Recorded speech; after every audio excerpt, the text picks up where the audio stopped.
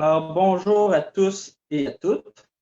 Il me fait plaisir de vous accueillir au premier webinaire du Centre Prix, autant ceux qui se joignent à nous par Zoom, par Facebook Live, également par téléphone.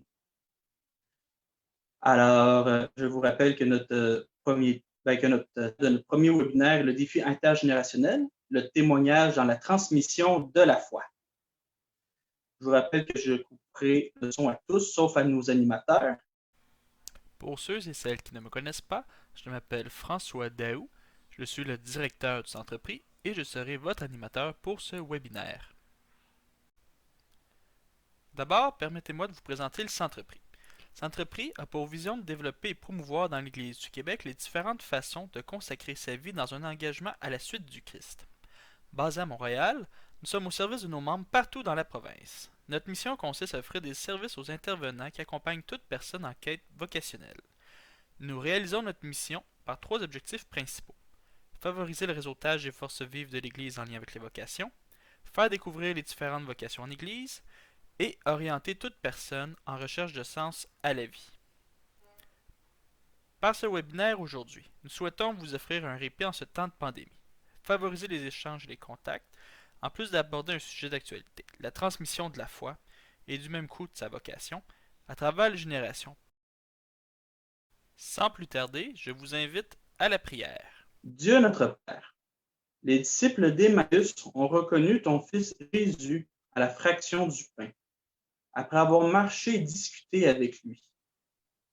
Seigneur Jésus, aujourd'hui comme baptisé, c'est toi qui m'envoies faire route avec les jeunes, témoigner de ma joie de cette rencontre avec toi et comment tu as changé ma vie. Esprit d'amour, donne-moi le courage d'accompagner les jeunes sur leur chemin vers la sainteté et l'audace de les interpeller à consacrer leur vie dans un engagement à la suite du Christ. Amen. Et je vous invite à porter dans vos prières d'une manière particulière toutes les congrégations religieuses touchées par la COVID-19. En mon nom personnel ou au nom de toute l'équipe de Centre-Prix, je souhaite exprimer nos sympathies à toutes les personnes affectées par le décès d'un proche, d'un confrère, d'une consoeur. Alors, aujourd'hui, nous allons commencer notre webinaire avec Martin Yel, auparavant directeur général du Centre Emmaüs des Bois-Francs auprès des ados et des adultes. Il est depuis 2019 le directeur de la mission au sanctuaire Notre-Dame-du-Cap. Martin a collaboré à des projets pastoraux auprès des mouvements jeunesse, dans le catéchuménat et dans l'éducation de la foi aux adultes. Martin a entrepris sa thèse de doctorat en théologie pratique à l'Université Laval sur cette question brûlante d'actualité. Comment revoir les pratiques d'évangélisation en contexte missionnaire à partir de l'écoute de l'émergence de la foi chez les jeunes? En plus de ses divers engagements, Martin a animé des émissions radio PM et écrit des articles pour la revue Notre-Dame-du-Cap, en plus d'être membre du conseil d'administration du Conseil patrimoine religieux du Québec. Alors aujourd'hui, Martin soulèvera quelques points pour améliorer nos pratiques d'évangélisation en étant à l'écoute des jeunes. Et il nous partagera des attitudes porteuses dans le témoignage avec son contact des religieux, en plus de parler de l'expérience terrain au sanctuaire Notre-Dame-du-Cap. Alors, à toi la parole, Martin. Bonjour à chacun, chacune. Ça me fait plaisir d'être avec vous. Merci à Francis pour l'invitation.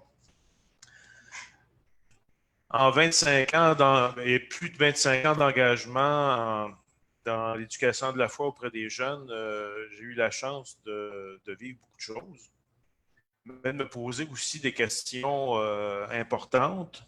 Et la première question qui s'est posée, c'est face à moi-même.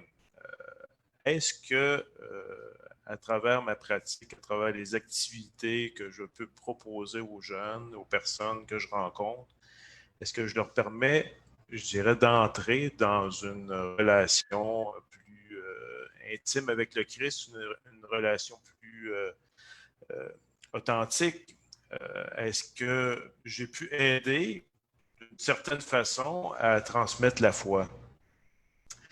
Alors, je vivais avec ce malaise depuis plusieurs années Et c'est comme ça qu'à un moment donné, j'ai eu le réflexe de poser cette question à Gilles Routier, et puis ça m'a emmené dans un processus de doctorat en théologie pratique pour regarder justement comment est-ce qu'on peut renouveler nos pratiques d'évangélisation en contexte missionnaire, le contexte qui est le nôtre, et à partir de l'écoute de l'émergence de la foi chez les jeunes. Comment est-ce que des jeunes qui sont croyants ont vécu cette expérience d'émergence de la foi dans leur vie?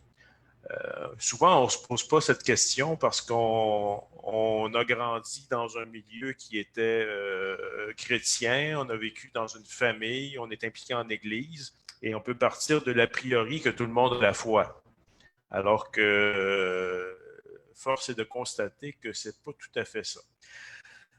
Alors, je vais diviser ma présentation en quelques étapes. Tout d'abord, quelques réflexions sur le témoignage dans le contexte de la transmission de la foi. Donc, une première chose. Deuxième étape, regarder un petit peu des expériences de terrain. Donc, je vais vous parler un peu de l'expérience que tu as vécue au fil des dernières années, que j'ai eu la chance de collaborer, de participer.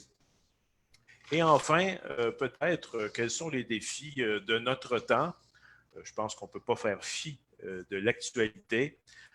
Quels sont les défis que la situation actuelle nous propose en termes de témoignage de notre expérience de foi? En gros, ça va ressembler à ça. En 2004, les évêques du Québec ont publié un petit volume qui, selon moi, était un écrit prophétique, peut-être qui a été mis sur une tablette pour plusieurs, mais pour moi, je pense que c'est vraiment quelque chose, quand on le relit aujourd'hui, qui est vraiment intéressant, c'est le petit volume appelé « Jésus-Christ, chemin d'humanisation », publié en 2004 chez Mediapol, donc des orientations pour la formation à la vie chrétienne.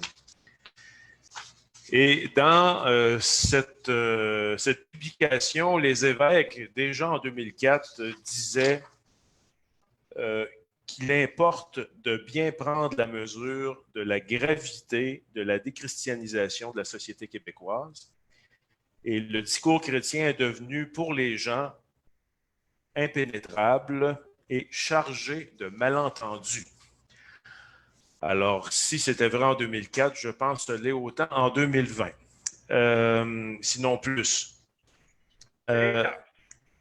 Dans ce contexte donc de la formation à la vie chrétienne, les évêques du Québec ont mis un peu de l'ordre. Pour une première fois, ont situé assez clairement différentes étapes qui ne sont pas des étapes fermées, mais des étapes dans le processus d'évangélisation.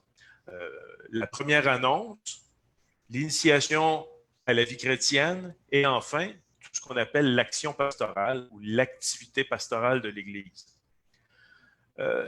L'initiation chrétienne et l'activité pastorale en Église, je pense qu'on sait assez bien faire ça présentement. Ne serait-ce que par le déploiement de nos outils pour la liturgie, pour la catéchèse, etc. On réussit quand même à faire des choses fort intéressantes de ce niveau-là. Par contre, tout ce qui s'appelle la première annonce. La première annonce, qu'est-ce que c'est? Il ne s'agit pas d'une première annonce en termes de chronologie, pas la première fois que j'entends parler de l'Évangile, mais l'annonce fondamentale, l'annonce qui est première, l'annonce du Christ qui s'adresse à ma vie et que je découvre, je dirais, au contact de personnes qui peuvent avoir des pistes de salut pour moi. Cette annonce fondamentale, on l'a escamotée parce qu'on était dans une société chrétienne, au Québec entre autres, et en Occident en général. On est marqué par ce qu'on appelle une société, entre guillemets, de chrétienté. Donc, on est né un peu dans le bain et puis on ne se pose pas trop de questions. Mais aujourd'hui, on est dans une autre situation. Ce n'est pas automatique que des personnes naissent dans une famille chrétienne et vont grandir dans une famille chrétienne toute leur vie. Et deuxièmement, ce n'est pas parce que des jeunes comme moi qui, dans mes études au primaire, j'ai fait tous les sacrements de l'initiation chrétienne, est-ce que pour autant j'avais fait cette expérience de la rencontre du Christ et une option personnelle de vouloir grandir dans la foi? Ça faisait partie d'une tradition dans laquelle je m'inscrivais. Donc, comment revenir à cet élément de la première annonce? Et cette première annonce comporte des caractéristiques fort importantes. Et la caractéristique centrale de la première annonce, c'est le témoignage. Et ça, c'est extrêmement important. Donc, dans Jésus-Christ, chemin d'humanisation, on parle très bien, c'est d'abord par le témoignage que la première annonce s'exerce à travers une manière d'être et d'agir qui pose question et qui ouvre à une recherche. Donc, ce n'est pas des paroles toutes faites qu'on propose aux personnes quand on témoigne, c'est d'ouvrir des questions, d'ouvrir à une recherche, en faisant percevoir quelque chose du devenir humain à la suite du Christ. Ce témoignage peut prendre la forme de la participation à la défense des appauvris, à la promotion des droits humains, à la sensibilité à la recherche actuelle d'une spiritualité laïque, de la capacité de dialogue avec des personnes incroyantes ou agnostiques, de l'accueil des différences culturelles ou religieuses. Donc, c'est à travers cette présence qu'on peut vraiment vivre ce témoignage. Le témoignage a besoin d'être éclairé par la suite, complété par une parole dans laquelle sont annoncés, évidemment, le nom, l'enseignement, la vie, les promesses, le règne, le mystère de Jésus-Christ. Évidemment, quand on parle d'une première annonce de la foi, ce n'est pas simplement vivre une relation, un témoignage qui est simplement d'être en présence de l'autre, mais d'être en présence de l'autre, habité de la présence du Christ. Dans Evangelii Gaudium, un texte plus récent du pape François, le pape François parle longuement de la première annonce, lui aussi, qui est extrêmement importante. Et le pape François en parle ainsi. Je vais me retrouver dans mes paperasses. C'est l'annonce qui se partage dans une attitude humble. Donc, on ne part pas en conquérant et on ne part pas témoigner de notre foi comme des conquérants. Donc, c'est une attitude humble de témoignage de celui qui toujours sait apprendre, aller à la rencontre de l'autre en ayant l'attitude que je vais apprendre quelque chose de cette personne. Et je vais apprendre quelque chose de cette personne qui va me parler de Jésus-Christ et de l'Esprit Saint déjà présent dans sa vie. Il faut se rappeler que Dieu nous précède. Ce n'est pas nous qui arrivons et qui donnons la foi à quelqu'un. Ce n'est pas vrai. Dieu est déjà présent dans la vie des personnes. Et la foi, c'est un don qui vient de Dieu. Nous, c'est de témoigner de cette expérience que nous avons vécue dans notre propre vie et de dialoguer, de partager avec les personnes cette expérience et peut-être de susciter chez ces personnes une question, de dire peut-être qu'il y a cette flamme en moi qui est en train de jaillir et de brûler et que je suis en train de découvrir petit à petit. Donc, la personne qui sait toujours apprendre avec la conscience que le message que l'on porte est si riche, si profond qu'il nous dépasse toujours. Si on veut mettre la foi dans une boîte de conserve, je pense qu'on va avoir des problèmes parce que ça va toujours déborder. Alors, parfois, ça s'exprime d'une manière plus directe et d'autres fois à travers un témoignage personnel, un récit, un geste, la forme que l'Esprit pourra nous susciter. Donc, c'est extrêmement important cette étape de la première annonce. On tombe rapidement dans l'Église, encore actuellement, on met extrêmement d'énergie dans l'initiation chrétienne, dans l'activité pastorale. Mais quand on parle d'évangélisation, on est à la première porte, à la frontière, Et c'est là que se vit la première annonce. Et on a peu développé des pratiques en ce sens. Et je crois que le contexte, quand on parle d'un renouvellement missionnaire de l'Église, il faut s'approprier cette dimension du témoignage d'une manière tout à fait renouvelée. Et je n'ai pas les réponses à ça, loin de là. D'autres personnes parlent de la première annonce. Si jamais vous êtes intéressé à creuser le sujet, vous avez Enzo Biemi et André Faution, la conversion missionnaire de la catéchèse, proposition de la foi et première annonce, paru chez Lumen Vitae, extrêmement intéressant. Et Enzo Biemi, un prêtre d'Italie, qui a travaillé ce qu'il appelle la seconde annonce. Pourquoi? C'est la grâce de recommencer, où il prend conscience, entre autres, de nos sociétés bien christianisées, qu'il faut retourner à cette annonce fondamentale, parce que beaucoup de personnes ont grandi dans une culture chrétienne sans avoir eu la chance de faire cette option fondamentale pour le Christ. Alors, première chose, donc, le témoignage dans un contexte de transmission de la foi se vit, entre autres, à cette étape de la première annonce d'une façon plus aiguë. Mais on comprendra que ces étapes de la foi, qu'on parle de première annonce, d'initiation chrétienne et d'activité pastorale de l'Église, c'est des choses qui se vivent et qu'on repasse là-dessus toute notre vie. J'ai toujours à refaire cette option du Christ dans ma vie à chaque jour de ma vie. Voilà. Quelques expériences du terrain, deux expériences que je vais vous partager. Tout d'abord, une expérience de recherche-action qui a été faite en collaboration avec la Faculté de théologie et de sciences religieuses de l'Université Laval, où une vingtaine d'intervenants en pastoral, particulièrement auprès des jeunes, se sont rassemblés pendant plusieurs années pour essayer de mieux comprendre qu'est-ce qui se passe quand on va sur le terrain des jeunes. Qu'est-ce qui se passe et comment est-ce qu'on peut devenir des intervenants plus pertinents avec eux. Et ça l'a amené à une petite publication, Une Église en sortie, relecture d'une expérience missionnaire auprès des jeunes. Intéressant parce que ça nous permet de mieux situer ce dont il est question quand on parle d'aller sur le terrain des personnes.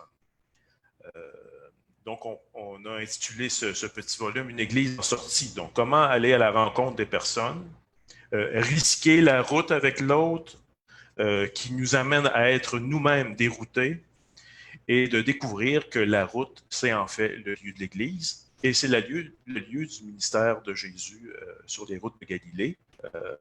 Il a passé son temps sur les routes. D'ailleurs, un très beau texte de Christian Bobin qui présente Jésus comme l'homme qui marche. C'est extrêmement intéressant de prendre conscience quand on a fait cette expérience de recherche. Tous les intervenants partaient avec leur bagage. On voulait aller à la rencontre des jeunes. Donc, on partait avec nos activités déjà bien rodées et on voulait un peu les bricoler pour les aménager, pour dire bon, on va être plus attentif à eux, etc. Et ce qui a été extrêmement décapant, c'est de se rendre compte qu'en fait, on était beaucoup plus préoccupés par nous-mêmes, par nos activités, par nos projets et par notre pertinence que par les personnes qui étaient devant nous. Et ça a été un dur constat de se rendre compte qu'en fait, ce dont les jeunes avaient besoin, c'était davantage de notre présence et de notre témoignage en tant que personne que tout ce qu'on avait à leur raconter. Et c'est là qu'on s'est posé la question et qu'on s'est dit, le premier lieu de formation du témoignage ou du missionnaire de l'Évangile auprès des jeunes, c'est d'abord de travailler sur soi-même et de travailler notre propre relation avec le Christ, parce que c'est à partir de là que nous allons être transparents de sa présence et que nous allons pouvoir rentrer en dialogue avec les personnes d'une façon complètement nouvelle. Et ça, c'est extrêmement intéressant. Ce que ça a révélé, je dirais, c'est que comment notre présence auprès des jeunes peut poser question. Comment être attentif à l'esprit qui fait toute chose nouvelle et d'être attentif à ce qu'il dit subtilement à travers un regard, un silence, une parole à peine esquissée. Et ça demande une écoute extrêmement fine et raffinée. C'est assez rare que des jeunes vont nous dire « J'ai fait la rencontre du Christ qui m'a rencontré sur ma route et ça a été une illumination instantanée. » C'est souvent à travers d'expériences qu'on peut relire, avec lesquelles on peut prendre conscience. Donc, c'est très important dans cette dimension de relire. Le témoignage, c'est une parole aussi bien qu'une écoute. Être témoin de l'Évangile, c'est écouter, rencontrer, accueillir, écouter et discerner, relire. Autant d'attitudes qui nous permettent, je dirais, de découvrir comment Dieu est en train de se manifester subtilement, délicatement dans la vie des personnes. Ça demande une écoute presque mystique de l'expérience de la foi chez les personnes. Dans ma recherche en théologie pratique, je me posais la question justement de comment est-ce que des jeunes ont vécu cette expérience de l'émergence de la foi dans leur vie. Donc, en posant la question à 4 jeunes adultes, comment, à partir de tout ce que tu as vécu, tu peux affirmer aujourd'hui que tu as fait, je dirais, que tu peux te considérer comme croyant, te considérer comme chrétien. Et ce qui a été découvert à travers les différents témoignages, j'ai utilisé la méthode de la phénoménologie, donc pour analyser de façon le plus scientifique possible ces témoignages. Ce qu'on se rend compte, c'est que c'est la rencontre de personnes sur notre route qui a été à l'émergence de la foi. Il n'y a personne qui m'a parlé de discours ou de contenu intellectuel. Je suis désolé, mais c'est comme ça. On m'a parlé de rencontres, on m'a parlé d'expériences, on m'a parlé de la présence d'un parent, le témoignage de la famille alors qu'on vivait le cancer de la mère. Ça a posé des questions au niveau de la foi chez une personne. Chez un autre, c'était dans une expérience missionnaire. Je me suis senti aimé pour qui je suis et ça a été une expérience révélatrice pour moi. Pour une autre personne, c'est l'expérience toute simple de relations d'amitié avec ses pairs. Pour un autre, c'était des animateurs de pastoral dans un camp. On semblait tellement cohérent et la fraternité qu'ils vivaient m'a interpellé et m'a posé des questions sur ma propre vie, sur ma propre foi. Donc, le rapport avec des grands-parents, des parents, la famille, un oncle, une tante, un intervenant, autant de témoignages qui permettent justement cette émergence de la foi. Et la question de l'intergénération là-dedans, parce que c'est un peu le sujet aussi aujourd'hui, pour moi, ce concept de l'intergénérationnalité me paraît un peu accessoire ou artificiel. C'est un concept théorique qu'on s'est donné, qui a dit, il y a des jeunes, il y a des adultes, il y a des jeunes adultes, il y a des vieux, il y a des retraités, il y a des gens sur le marché du travail, il y a des aînés, il y a des gens au 3e âge, etc. Oui, mais ce qu'il faut d'abord prendre conscience, c'est qu'on est tous solidaires d'une même humanité et nous vivons tous une expérience différente. Qu'on soit jeune, entre jeunes, je rencontre une personne de ma génération, j'ai 50 ans, je rencontre une autre personne de 50 ans, on a 2 histoires différentes, de toute façon.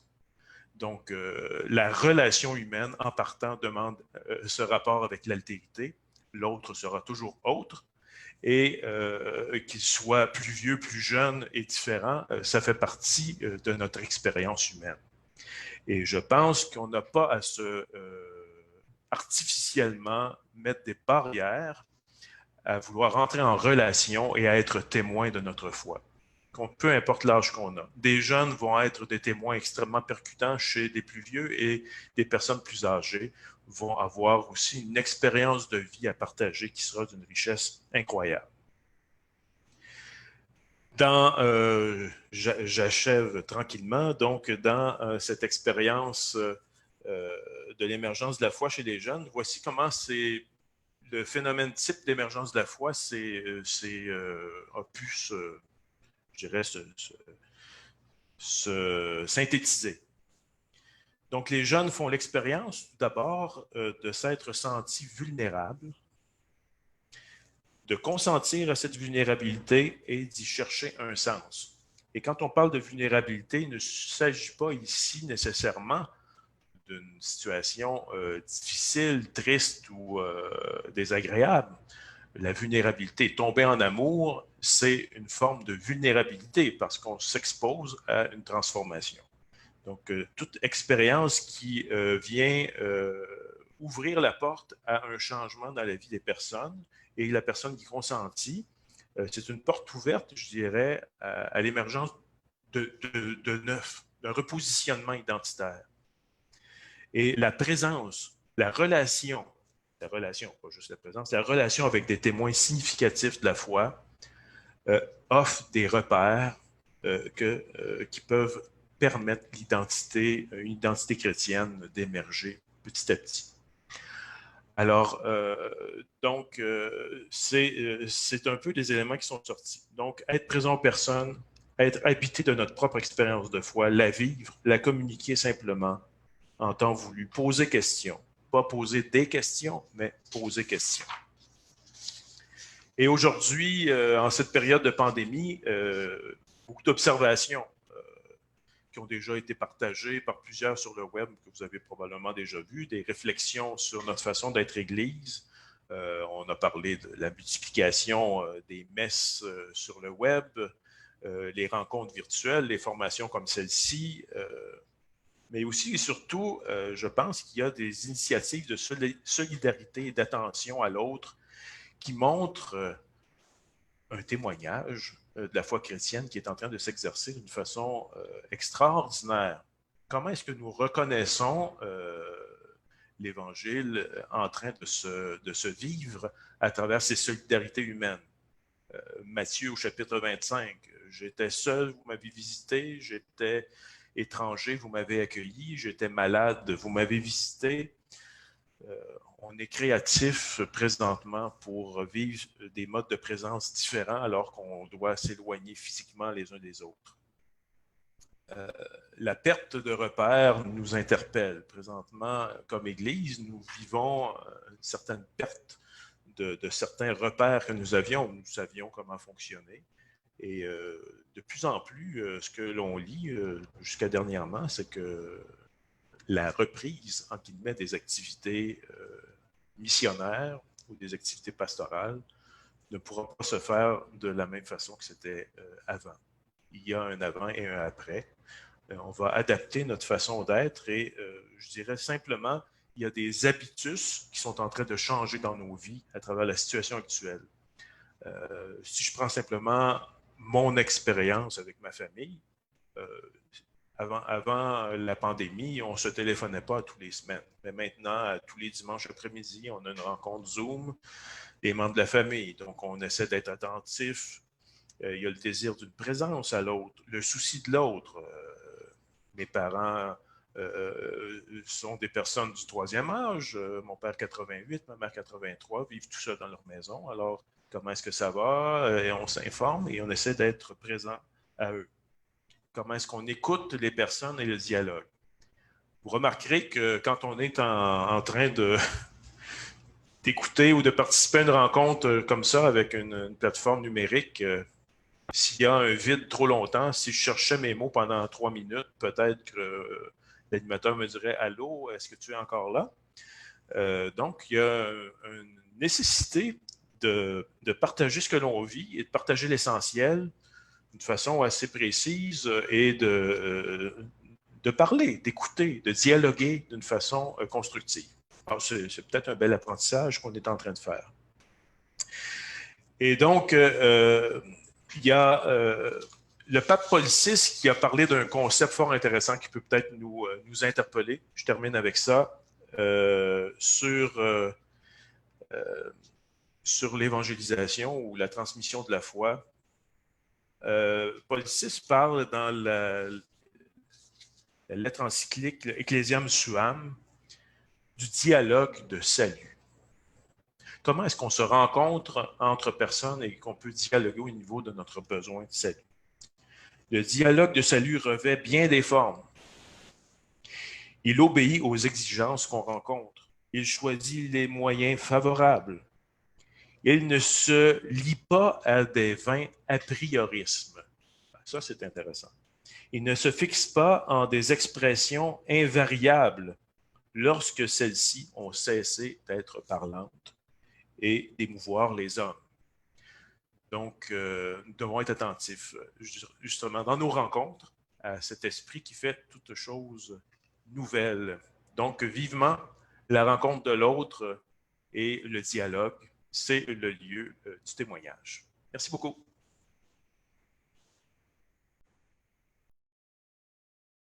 Alors, merci beaucoup, Martin. Je dois dire que là, présentement, nous éprouvons certaines difficultés techniques. Je m'en excuse. Alors, j'espère pour vous qu'au moins vous êtes capable d'entendre le webinaire. Je vais essayer le plus possible de... C'est pour ça qu'en ce moment, on ferme les vidéos de tout le monde pour donner un petit jeu. J'espère pour vous là, que vous êtes capable d'apprécier quand même le webinaire. Martin, j'ai eu comme demande pendant ton intervention, si tu pouvais écrire les titres des livres dans le chat, comme ça tout le monde va pouvoir également en profiter. Alors, nous allons poursuivre avec Sabrina Adam, qui est d'origine belge et qui vit au Saguenay et qui a eu un beau coup de cœur pour ce territoire. Interpellée par la foi de jeunes chrétiens dès son adolescence, ceux-ci lui ont permis de redécouvrir sa foi et de se laisser rencontrer par un Dieu plutôt aventurier. Elle est envoyée en mission un petit peu partout dans le monde, France, Belgique, Italie, Sénégal, Québec, et elle partage sa recherche de Dieu avec les gens qu'elle rencontre. Elle l'appelle même le boss, qui lui a donné un cœur sans frontières, spécialement tourné vers les jeunes. Alors, le mot frontière ici, c'est défini en tant que territoire, non pas et en tant que couverture pour voir au-delà de la carapace humaine. Il a plusieurs diplômes, hôtellerie, éducation, maîtrise en théologie et en pastorale. Il est accompagnatrice spirituelle, diplômée pédagogique de l'école de cirque de Bruxelles, massothérapeute, athlète de haut niveau. Bref, elle est une apôtre tout-terrain. Depuis 5 ans, elle est membre de l'équipe pastorale et travaille pour le diocèse de Chicoutimi comme responsable de la pastorale jeunesse, de la catéchèse et du catéchuménat. Elle est aussi présidente du regroupement de la formation à la vie chrétienne. Alors, aujourd'hui, elle va nous parler des expériences de catéchèse intergénérationnelle qu'elle vit dans le diocèse de Chicoutimi et comment est-ce que le confinement a renouvelé les pratiques de la transmission de la foi en donnant quelques exemples. Alors, sans plus attendre, je vais laisser la parole à Sabrina. Alors, bonjour tout le monde.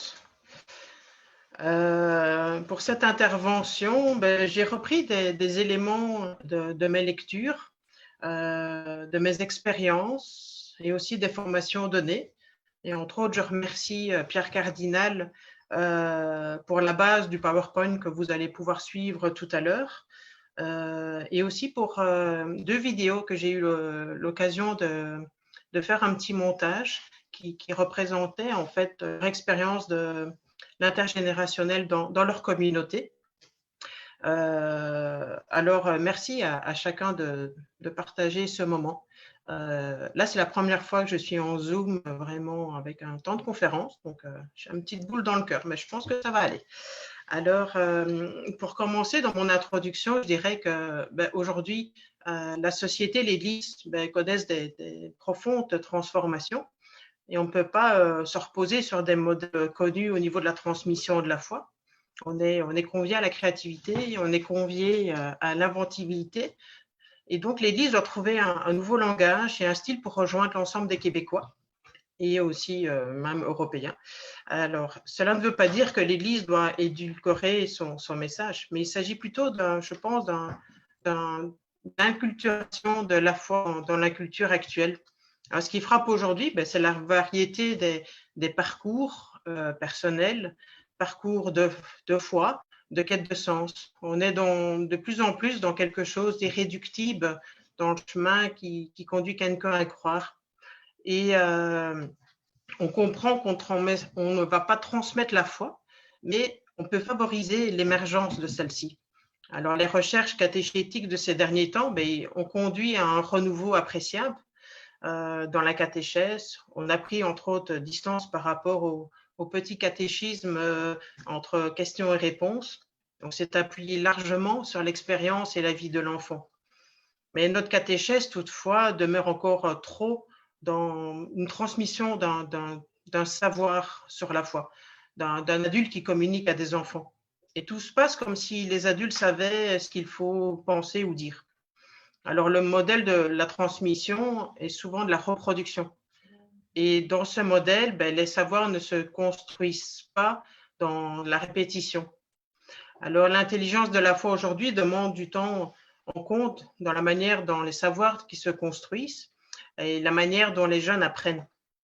Nous vivons dans un univers de communication où les savoirs s'échangent et se construisent dans cet échange. Alors aujourd'hui, vous savez très bien, on est dans un univers sécularisé, pluraliste. Alors, il devient aussi évident que les savoirs religieux ne suffisent pas à former des chrétiens. En régime de chrétienté, avant, le monde était ambiant, imprégné de cela. Alors, les familles d'aujourd'hui sont plurielles et chacune d'entre elles demande à être respectée pour ce qu'elle est. Elles ne perçoivent pas que cela est toujours le cas de la part de l'Église. Des parents voudraient bien transmettre quelque chose de leur foi à leur enfant dans un milieu familial, mais ils se sentent souvent dépassés par les transformations actuelles et se sentent incapables de formuler en langage accessible aux enfants ce qui les fait vivre. Certaines autres familles désirent que l'Église reconnaisse davantage le rôle qu'elle joue dans la transmission de la foi et souhaitent devenir des partenaires effectifs et compétents. Mais ces souhaits, ces craintes sont légitimes. Ils montrent que le chemin est encore à faire pour que des familles soient partie prenante dans la transmission de la foi et qu'elles se sentent concernées par la vie de l'Église.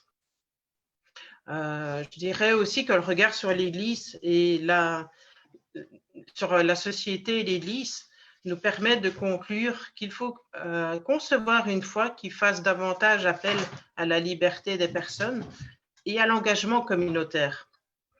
Cette foi ne sera crédible que si des chrétiens témoignent du désir de transformer le monde. Alors, ce contexte invite bien sûr à des recherches de voies nouvelles, à réfléchir sur des manières à faire. On considère souvent le christianisme comme quelque chose d'acquis, et vous savez, ce n'est pas le cas. Alors, la transmission de la foi ne signifie pas d'abord de transmettre une doctrine, mais d'abord d'accompagner et donc de commencer par écouter, à respecter ce que vivent les jeunes. Alors, à l'heure de l'Internet, de la musique, l'Évangile trouve des nouveaux moyens pour se propager. Les adolescents sont sensibles à cela. Inculturer la foi, c'est permettre à l'Évangile de se dire dans une culture actuelle. C'est discerner dans cette culture cette force vive de l'Évangile qui est déjà présent et à l'œuvre. Pour éclore et grandir, la foi a besoin de témoins. La foi chrétienne ne réside pas dans des livres, mais dans des personnes, pas dans des édifices religieux actuellement fermés même, mais dans des pierres vivantes.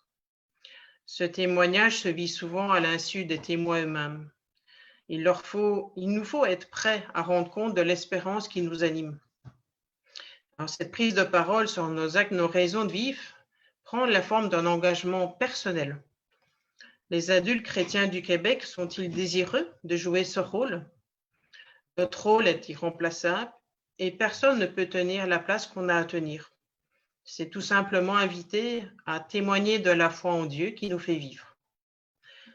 Je dirais encore pour un certain nombre, la foi se confond encore trop dans une morale qu'il faut appliquer dans la vie de tous les jours et pas suffisamment dans une bonne nouvelle que l'on reçoit, qui fait vivre et par conséquent qu'on a envie de partager, de témoigner. Je pense qu'il y a un changement de perspective pastorale nécessaire à faire. Alors la catéchèse intergénérationnelle peut être une solution. Une pastorale de l'engendrement à la fois, comme j'aime l'appeler. Les familles, les paroisses, les communautés, les mouvements peuvent être partie prenante de cela. Et je pense aussi que cette pastorale ne peut se limiter à la seule catéchèse en vue d'un sacrement. Elle doit offrir aux jeunes une possibilité et des lieux d'engagement et où ils peuvent expérimenter ce que signifie être chrétien, de permettre de goûter l'évangile. Il faut abandonner l'idée de l'enfance qui est l'âge par excellence d'une catéchèse systématique, organique, complétée pour une vie entière. Ce modèle ne marche plus, on le sait très bien. L'initiation chrétienne se poursuit aussi aux différents âges de la vie et ce n'est pas de manière linéaire. Alors, on peut rêver de communautés idéales. Sans aller jusque-là, il va de soi que beaucoup reconnaissent que beaucoup de communautés paroissiales actuelles ne permettent pas à des jeunes de trouver leur place. Ce n'est pas un scoop, car la différence entre les générations est grande. Il y a un fossé qui sépare les pratiquants habituels et puis des jeunes ou moins jeunes qui viennent ou reprennent une pratique chrétienne. Il y a un travail d'évangélisation à faire et à reprendre dès la base. Il nécessite aussi, je pense, de constituer des milieux de vie propices à l'éclosion, à la consolidation de la foi.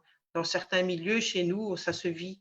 On veut retisser un tissu communautaire. Je pense à une expérience de Valin où vous aurez l'occasion de voir quelques vidéos. Une piste d'avenir donc peut être des groupes intergénérationnels. Ce n'est pas une solution pour tout, mais c'est une première esquisse. Il y a des lieux moins cléricaux et plus égalitaires où on peut vivre des expériences significatives pour la foi, à travers des projets courts ou moyen terme.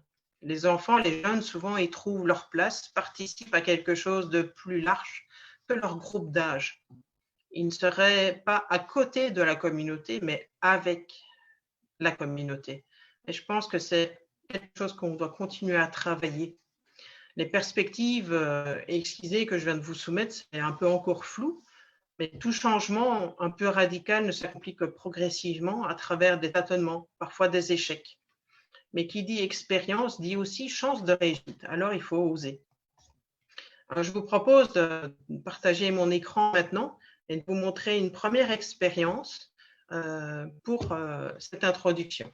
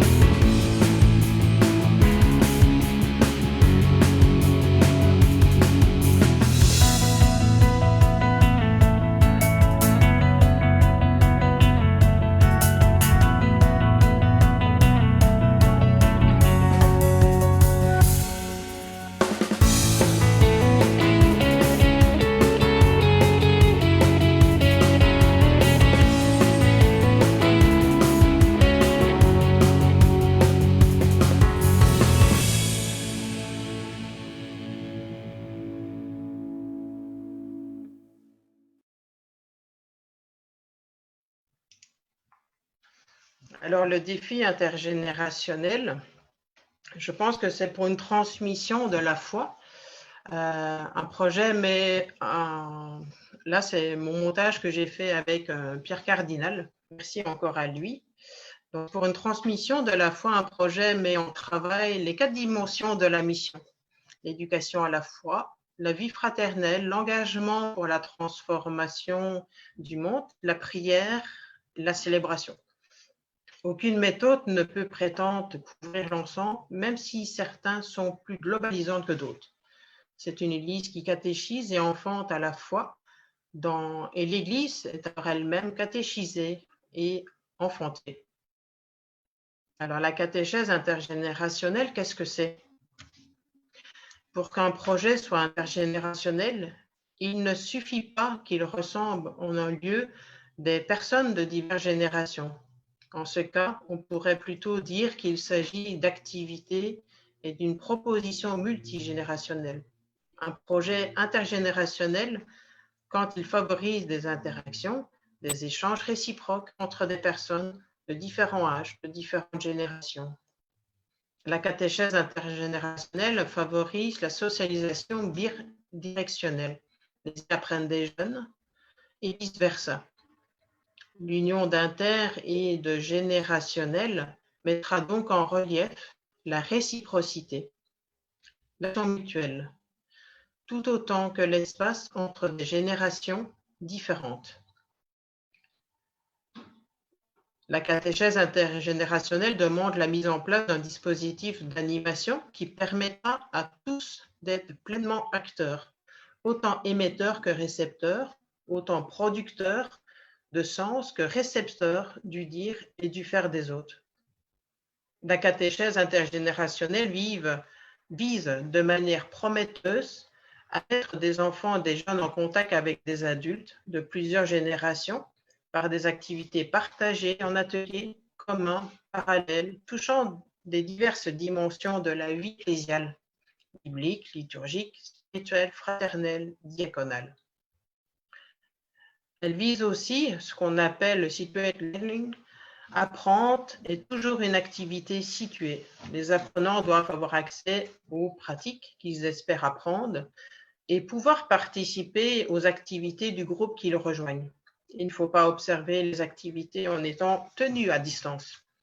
Il ne faut pas qu'on leur en parle, il faut qu'ils fassent eux-mêmes ces activités, qu'ils pratiquent. Le meilleur lieu pour apprendre et découvrir est une communauté de pratique. Alors attention aux formules miraculeuses. Est-ce que toute catéchèse doit être intergénérationnelle? Est-ce qu'il y a des apprentissages qui sont plus propices à une catéchèse par tranche d'âge? Alors, on a parlé tout à l'heure Jésus-Christ, chemin d'humanité. On retrouve aussi des démarches intergénérationnelles là-dedans et plusieurs raisons conduisent à promouvoir des activités catéchétiques où différents groupes d'âge soient représentés. On favorisera autant que possible la rencontre, le dialogue de foi entre personnes d'âge différents qui vivront du fait même une expérience communautaire de communion et de développement spirituel. Dans notre projet catéchétique, ici au niveau du diocèse, rencontrer la parole au cœur de l'humain, on invite à faire un déplacement, c'est de replacer les adultes au cœur de nos préoccupations catéchétiques. L'environnement social n'est plus catéchisant pour les enfants. La catéchèse des adultes est le terreau essentiel de l'inculturation de la foi. Et donc, le deuxième chantier qu'on essaye de mettre en place, c'est l'approche intergénérationnelle. Un de mes professeurs à l'école de catéchèse, que j'ai eu la chance de côtoyer, qui est un ami, a écrit ce livre sur la transition à faire en catéchèse. Et pour passer d'une catéchèse qui s'adresse à tous les âges, il propose 3 pistes que je viens de reprendre là. Donc, on avait souvent l'impression que la catéchèse était pour les enfants, dans leur cas, il s'agit en fait d'une première initiation.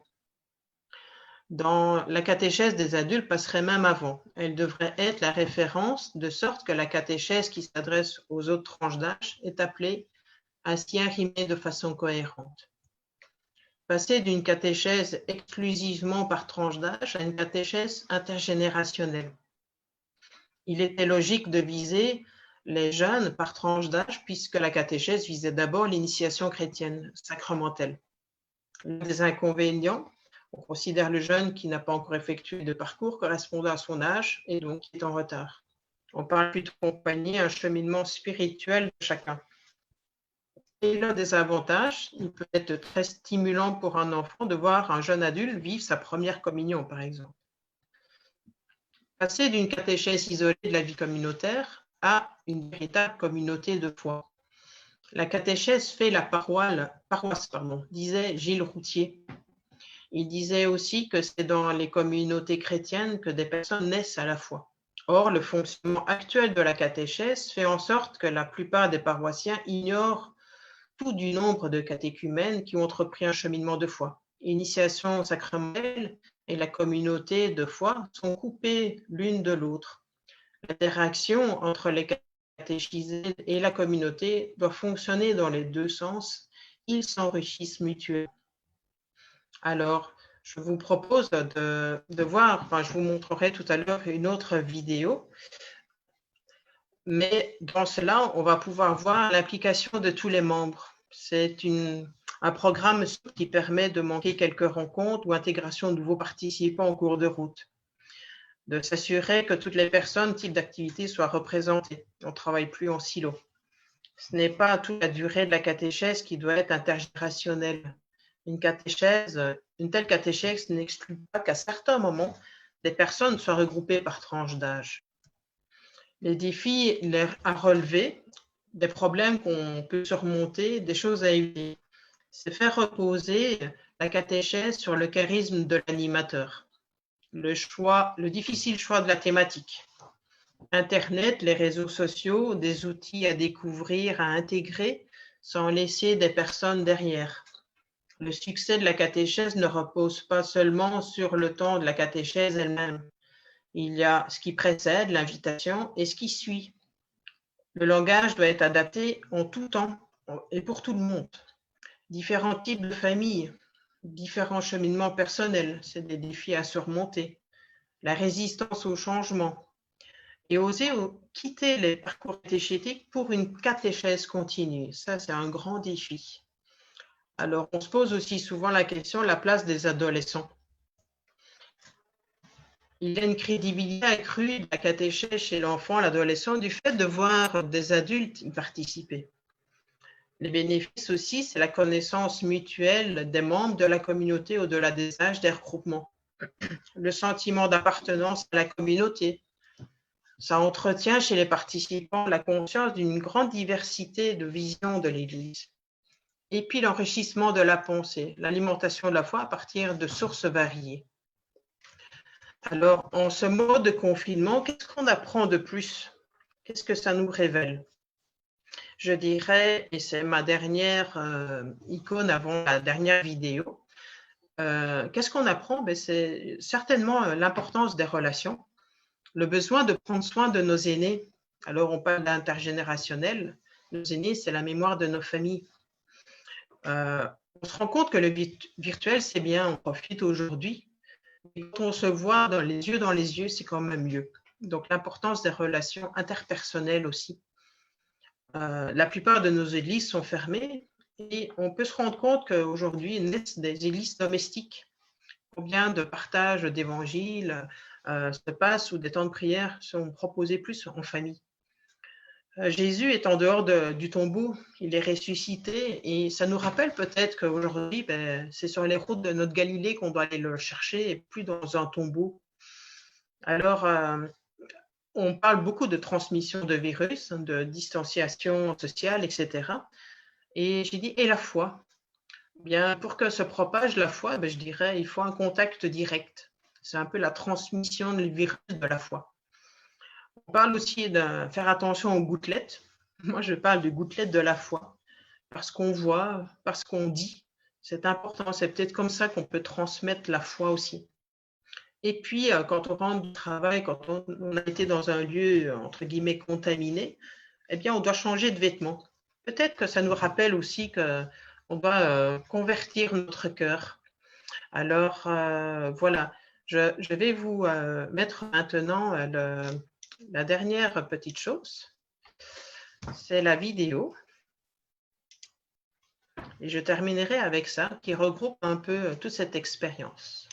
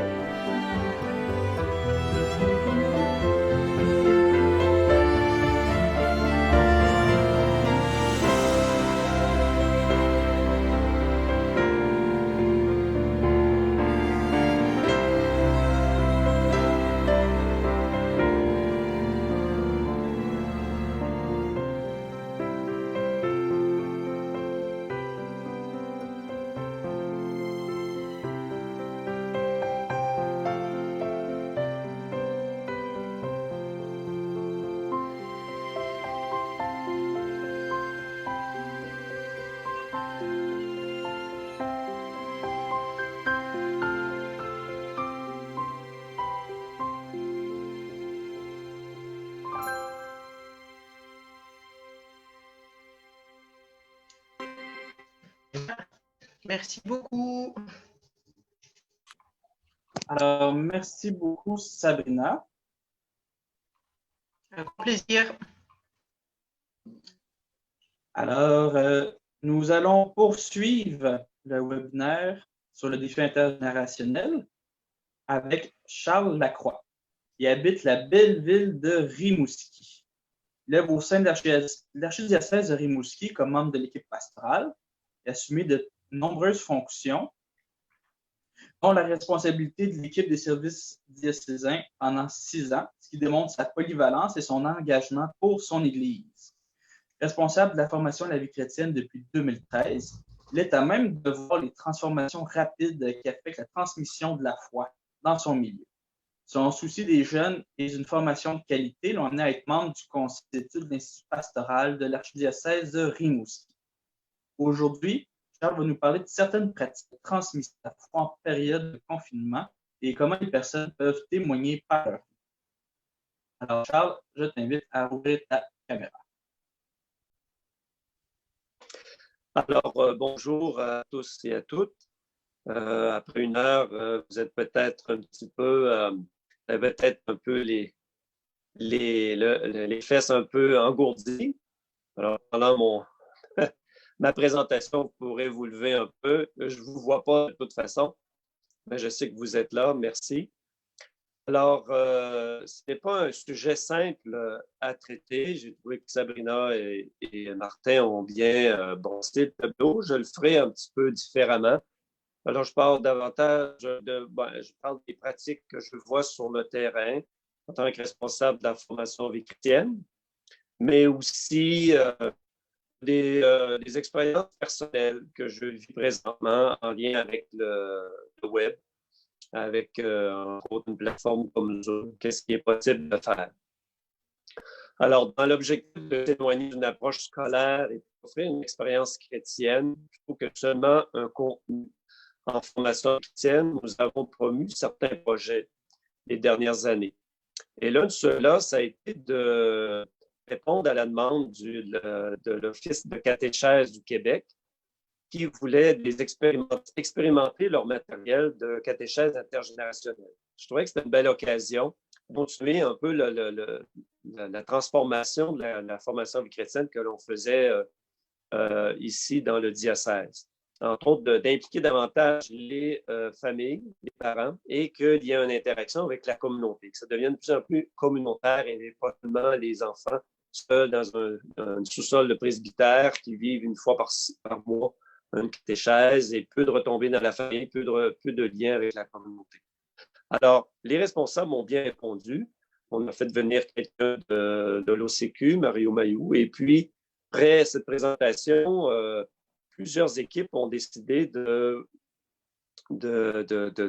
relever ce défi de ponctuellement de vivre des catéchèses intergénérationnelles. Et ça a bien répondu. Il y a eu, pendant une année pastorale, une dizaine d'expériences. Et je peux vous montrer d'ailleurs des photos, entre autres, de ce que nous avons pu voir. Alors, ça ne sera pas long. Alors, il y a eu une dizaine d'expériences, donc, à travers le diocèse. Et ça a été vraiment quelque chose de positif. Ça a été de 50 à peu près à 150, 160 personnes. Ça a bien répondu. Il y avait une équipe dynamique. D'autres, ça a été plus compliqué parce que ça demande une animation serrée. Et puis, parfois, ils trouvaient que c'était peut-être un peu long ce qu'ils avaient à donner. Mais ça a été positif. L'année passée, il y a eu d'autres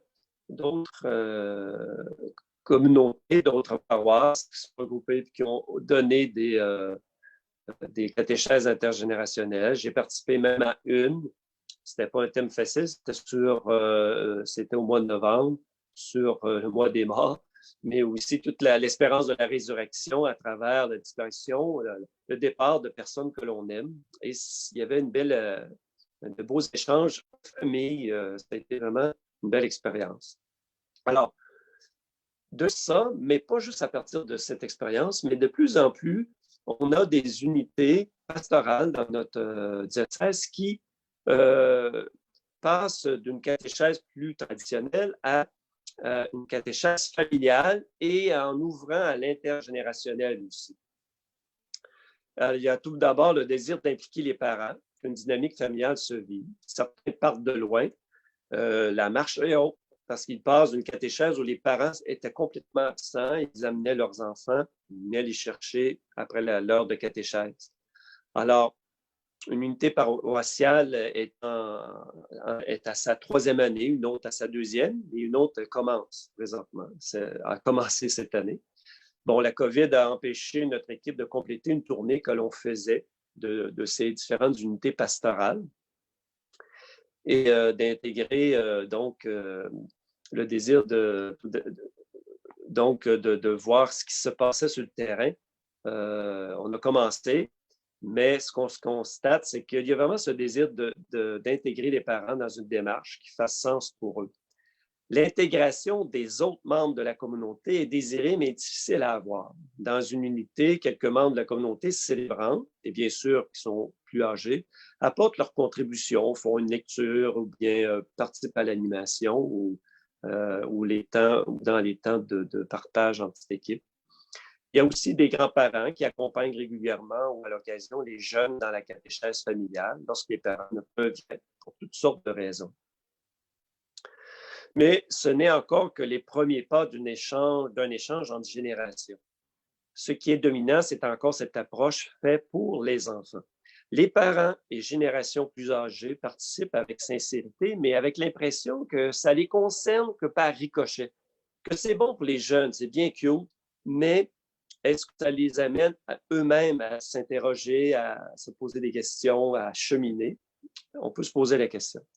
C'est encore loin d'une catéchèse pour tous, communautaire, où chaque génération donne, témoigne et reçoit des autres tout autant, où l'animation est adaptée aux différentes générations, où les enfants et les adultes sont rejoints. Il me semble qu'être chrétien-chrétienne, c'est l'expérience d'une vie de famille, où l'on s'accueille mutuellement, où chacune chemine sans cesse à la suite du Christ. Nous sommes en apprentissage toute notre vie. D'ailleurs, Martin en a parlé, puis je crois aussi Sabrina. Notre expérience de Dieu ne se fige pas à un moment précis de notre vie. Elle évolue à chaque étape de notre vie. Bon, cet échange intergénérationnel est aussi au cœur de notre propos aujourd'hui. Mais le défi, c'est aussi dans toutes les différences qui peuvent faire obstacle à des relations constructives. Martin en a parlé. Moi aussi, j'avais l'impression des fois que ça fait un peu peut-être artificiel, parce que c'est plus complexe. Même dans une même génération, par exemple, les jeunes adultes, il peut y avoir des grandes différences, plus avec 5, 6, 10, avec 10 ans de différence d'âge, entre quelqu'un de 20 ans et 30 ans. Il y a tout un monde. Alors, il y a beaucoup de différences, puis là, je ne parle pas des différences entre progressistes, traditionalistes, Québécois de souche, nouvellement arrivés. En cette période de COVID, il y a d'autres divisions qui se passent, les régions, la région de Montréal, mais aussi, on s'aperçoit les aînés que l'on oublie, les aînés qui sont peut-être moins aptes à se déplacer et qui ont peu de visites. Alors, accueillir le témoignage de l'autre qui est différent à une autre étape de vie, c'est accueillir un cadeau, un don. Aux responsables de la formation en vie chrétienne, j'ai souvent dit que c'est important de faire parler, témoigner les personnes de la communauté où vivent les jeunes et les familles, spécialement les personnes aînées. Alors, je reviens à vous. Alors, donc, j'ai interpellé les animateurs, les responsables de la formation en vie chrétienne. C'est important de faire parler, témoigner des personnes de leur communauté où vivent les jeunes. Ça peut être un témoignage de foi, mais aussi quelqu'un qui parle de son métier, une personne qui parle de son engagement bénévole. Alors, c'est important aussi d'expliquer les bienfaits que ça lui donne, les pourquoi de cet engagement. Les plus jeunes également ont des expériences de vie à raconter. Alors, des exemples se vivent déjà, par exemple des tressages de rameaux. oui, je demeure fixe, mais c'est pas grave. L'important, c'est qu'on m'entende. Il y a des problèmes avec l'image. Alors, il y a des tressages de rameaux, par exemple, où souvent les plus âgés donnent une expertise aux jeunes, puis il y a une discussion, il y a un partage, fabrication de biscuits, puis qu'ils apportent aux aînés. Nettoyage d'une plage. Il y en a même qui ont décidé de faire une corvée, ils nettoyaient un parc en lien avec la ville. Puis après cette expérience, il y avait un temps fraternel, il y a un temps d'échange. Alors, à ce temps de pandémie de la COVID-19, le témoignage et le partage est possible. Je désire vous donner une expérience en visioconférence qui porte fruit. C'est l'expérience de l'écriture spirituelle. Elle existait avant le confinement. C'est mon épouse Julie-Hélène qui me regarde aussi, qui participe. Alors, Julie-Hélène Roy, qui a lancé pour les jeunes qu'elle anime, elle qui travaille pour le Centre d'éducation chrétienne des Sœurs du Saint-Rosaire, donc une communauté ici bien implantée dans le Bas-Saint-Laurent, ici à Rimouski, qui est une communauté d'éducatrices. Alors, pour elle, elle fait des différentes activités. Et cette approche, donc, l'écriture spirituelle, permet à partir d'un mot, d'une image, d'un texte biblique ou autre, d'écrire spontanément quelques lignes en quelques minutes pour laisser s'exprimer les mouvements intérieurs du souffle de vie en nous, le souffle spirituel. Cet exercice nous révèle une partie de nous-mêmes. Mais il ne s'agit pas de faire de discours ou d'impressionner l'autre. C'est simplement dire qu'est-ce qui nous vient de l'intérieur. Les personnes lisent ce qu'elles ont écrit en quelques lignes et les autres peuvent partager ce qui les rejoint, les remue de l'intérieur. C'est une approche simple, j'y ai participé quelques fois, mais il faut se prêter au jeu. Il faut lâcher prise un peu à notre cerveau qui veut tout contrôler, que tout soit bien fait. Ne pas chercher de texte parfait, bien ficelé, mais être vrai. Elle permet un bel échange de vie et pour plusieurs de foi. Elle est vécue par toutes les générations, même les enfants s'y prêtent. Ma fille de 12 ans y participe à l'occasion depuis quelques années et dernièrement en mode visioconférence. Même mon beau-père aussi a également relevé le défi et ce fut positif. Et Julie-Hélène me dit qu'à l'occasion, il y a des personnes un peu plus âgées, de différentes générations, mais c'est surtout habituellement des jeunes adultes. Mon épouse en planifie davantage ces temps-ci et ces rencontres, et il y a une bonne réponse. Elle a plusieurs groupes. L'approche web de cette activité va bien. Elle est enrichissante pour les personnes confinées, isolées.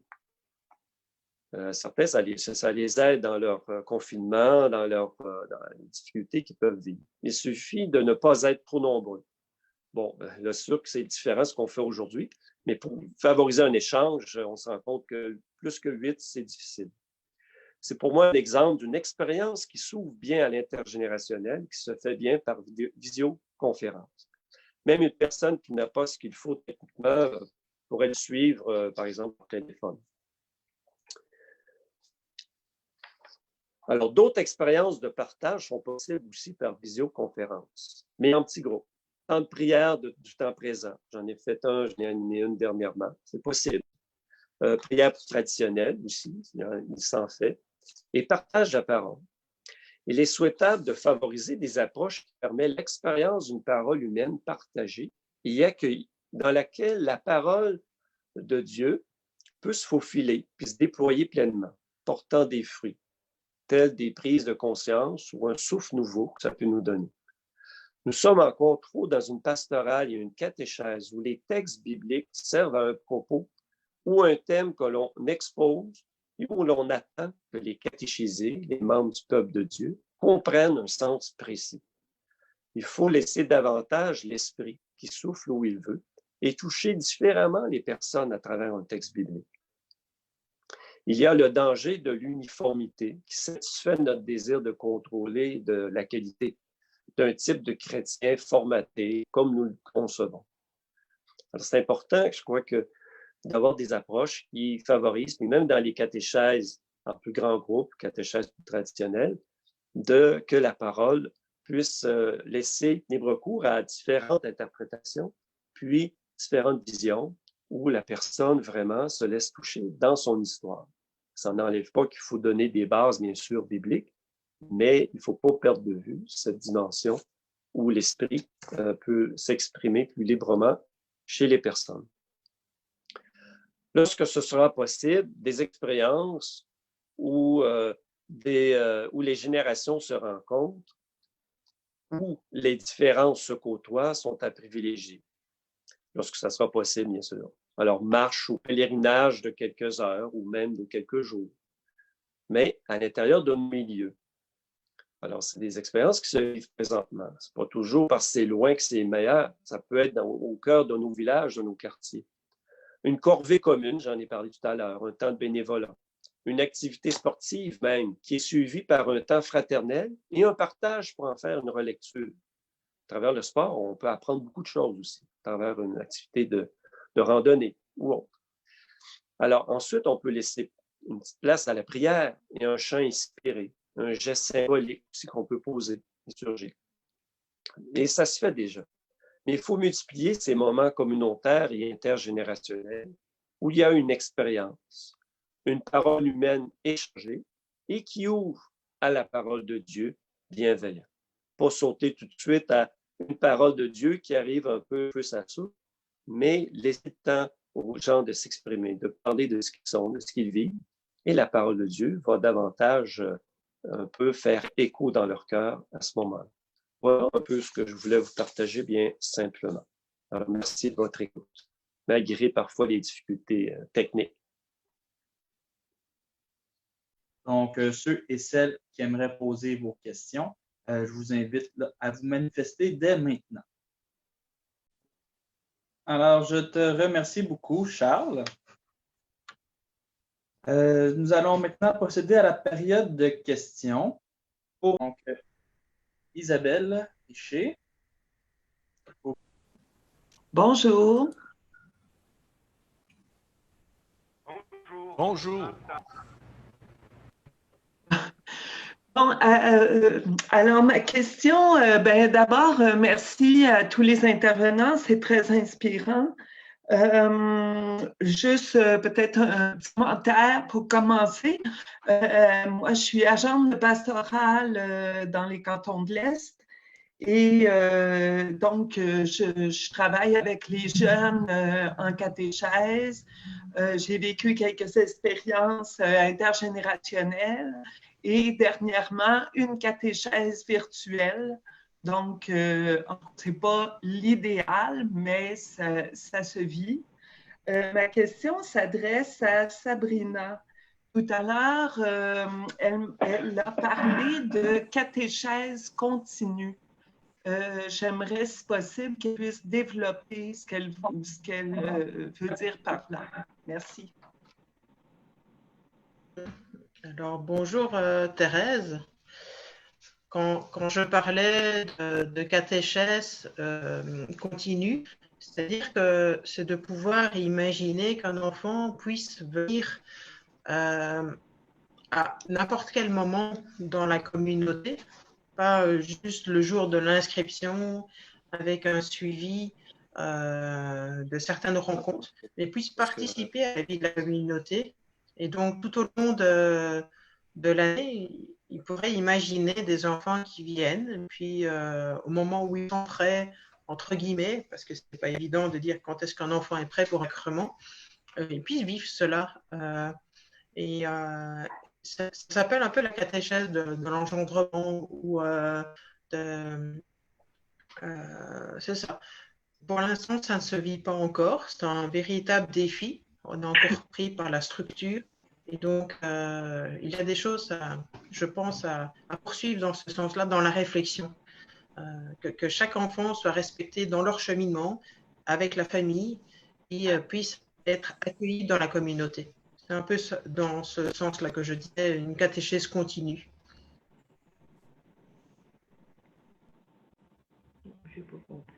Alors, merci beaucoup, Sabrina. Une question qui nous vient de Facebook.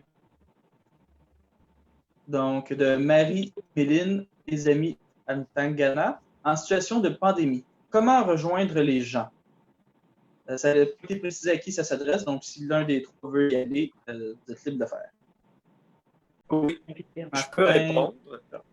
Oui, Charles. Ben, il faut y aller simplement à partir des réseaux déjà que l'on a, des personnes déjà qu'on peut interpeller. Et parfois, ces personnes-là peuvent, après ça, en parler à d'autres.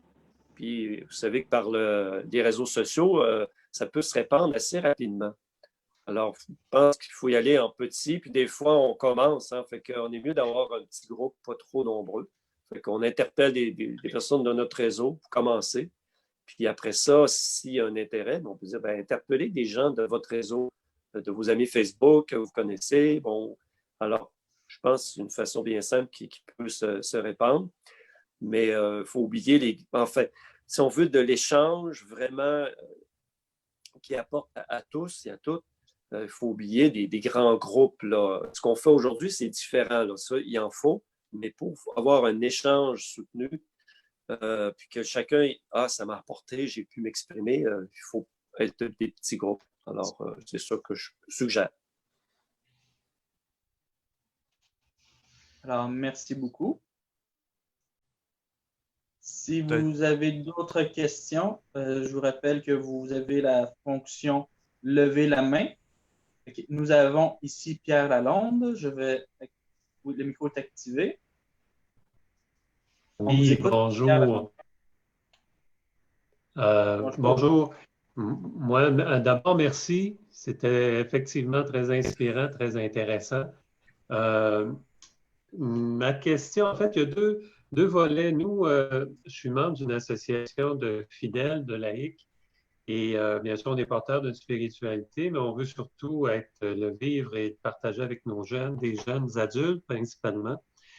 Et je me demandais si vous aviez des expériences de votre côté avec des jeunes adultes en termes de partage de vécu, partage de foi, et soit en virtuel ou en personne. Et en fait, c'est quoi les vigilances à avoir, peut-être les pièges à éviter? Et une autre question, en fait, toujours avec des jeunes adultes, les rencontrer sur le terrain plus artistique, il y en a plusieurs qui sont souvent qui explorent la musique, la poésie, l'art graphique. Est-ce que c'est des voies que vous avez expérimentées ou que vous avez côtoyées? Et là encore, comment on peut faire une expérience de témoignage et de rencontre qui soit fructueuse? Alors, ma question s'adresse aux trois. Alors, je suis un peu gourmand, mais si quelqu'un a une réponse, j'apprécierais. Merci. Bien, merci. Je vais peut-être commencer. Quelques expériences que j'ai vécues avec des jeunes adultes. Bon, évidemment, ce n'était pas dans un contexte de confinement comme actuellement, mais de leur permettre d'ouvrir des espaces où ils peuvent exprimer leur expérience humaine et spirituelle. Et je pense que ça, c'est déjà un lieu intéressant. Dans mes fonctions antérieures au Centre Emmaüs à Victoriaville, on avait créé un festival qui s'appelait Émergence, qui permettait aux jeunes artistes d'exprimer publiquement leur rapport positif dans la société. Et je pense que ça, c'est intéressant de connaître et reconnaître l'action et l'expérience des personnes, d'entrer dans un dialogue avec ce qu'ils vivent. Et souvent, on n'est vraiment pas loin de... On vit l'Évangile là-dedans. C'est pas exprimé explicitement, mais je pense que si notre présence est attentive, est cordiale et bienveillante, je pense qu'on pose question en étant assoiffé de les écouter, de les entendre et de dialoguer. Moi, je pense que l'expérience du récit dans la vie des personnes, c'est vraiment constructeur. Donc, de permettre aux gens de se dire, d'exprimer ce qu'ils vivent, c'est une piste incroyable. Et ça permet aux personnes, aux jeunes, entre autres, de conscientiser leur expérience, leur chemin de vie. Et souvent, et presque toujours, de toute façon, va s'exprimer leur spiritualité à travers ça. Merci, Martin.